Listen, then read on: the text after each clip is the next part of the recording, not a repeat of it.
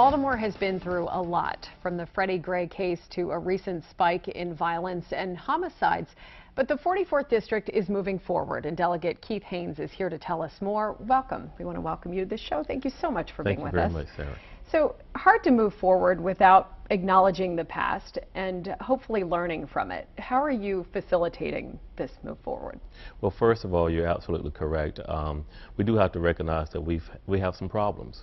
The Freddie Gray case sort of highlighted those problems that we believe that were always in existence, and so we have to recognize that and put together a strategy to address them as we continue to move forward. One of the things that we've done in our district is to bring together all of our community leaders, our community association presidents, in a district-wide leadership council, so to speak, to discuss those issues that are plaguing all of our communities throughout the district.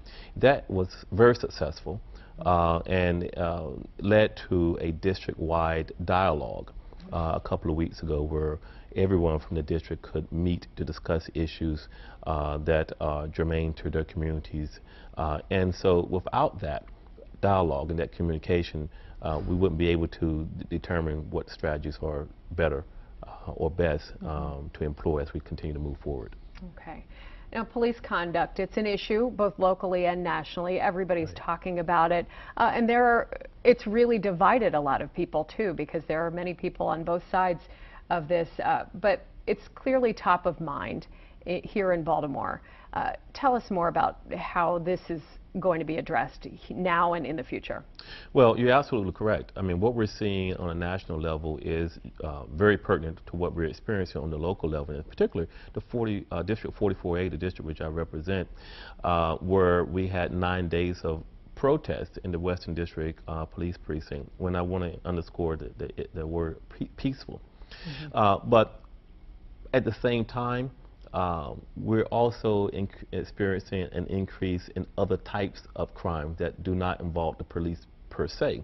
They are plaguing our neighborhoods. We know we're experiencing an increase in shootings, the number of homicides, and other types of activities that we ordinarily would not experience at this point in time. So we have to work collectively on different strategies, different initiatives, things that are working currently we have to broaden. And that's what we're doing in District 44A to make sure that we stem the violence and continue to move forward in a positive way in our community. And what are some of the ways you can bridge the divide between the police and the community? You know, they don't have to be the bad guy. Police relationships with community members can be improved. You're absolutely correct. And one of the things I do want to recognize that's currently in place, in particular the Western District and other districts within police precincts within the district I represent, that we do have a Community and Police Relations Council that encompasses community leaders throughout the district and with the police, meet on a monthly basis. I attend those meetings along with other community leaders, and it's an opportunity to dialogue and communicate, but we got to do better. We have to have more in-depth conversations, communications, and I think the community feels that we need to have more positive engagement from the police department. It's almost as if the community is on one side of the street, the police is on the other side of the street, and the street's the big rift, the big divide. So we have to bridge that rift. And I think you do it through positive dialogue, outreach, and positive engagement. And those are the types of things that we have to continue to work on. Now, the recent spike in violence, it's been disheartening, to say the least. I'm just curious, because there have been calls for a state of emergency to be put back into place by some. You say that's not the answer. I think that at this juncture, a state of emergency, as we experienced during the civil unrest as a result of the Freddie Gray occurrence, may not be what we need. I think what we do have to do is this. Everyone, whatever their respective roles may be, as a state legislator, working with my colleagues in the Baltimore City delegation, in Annapolis, our federal partners, our city council, the mayor and police department, and our community leaders and the clergy and advocate organizations, we have to work together. We have to look at what are our best assets that we have and pull those together and work in tandem to address this issue. We can do it. We just have to do it. And I believe that we can. And that's probably the one way that we're going to stem the violence that's currently going on in our communities, along with other strategies which I know the mayor and the police commissioner are working hard to implement as well. It sounds like a lot of the frustration from community members is because they don't feel like they're being heard.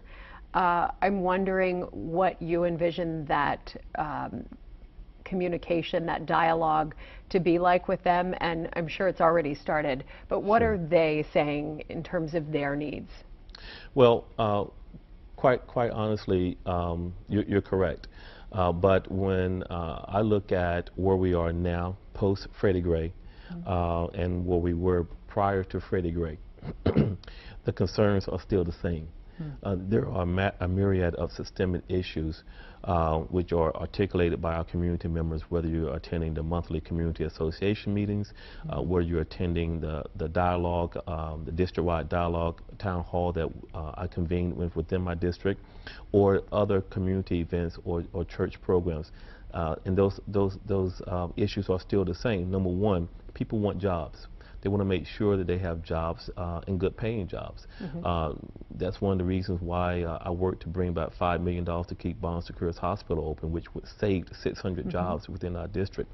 And you've also, there's a bill you've started, the Maryland Hunger Solution, which has been one of your legislative successes, so yes, we want to tout that as well. Thank you. Yeah. The Hunger Free Schools Act of 2015 was signed into law on May 12th by the governor. It took effect June 1st. And in a nutshell, what it basically does is provide free meals, lunch, breakfast, snacks to all Maryland students within the schools that qualify. The eligibility for that is at least 40% of the students within a school who are low income. The entire school is eligible for those free meals. Fantastic. That's a great way to strengthen communities, Absolutely. for sure, Absolutely. starting with the children. So we thank you for being here, and we hope the healing continues. Thank you very much.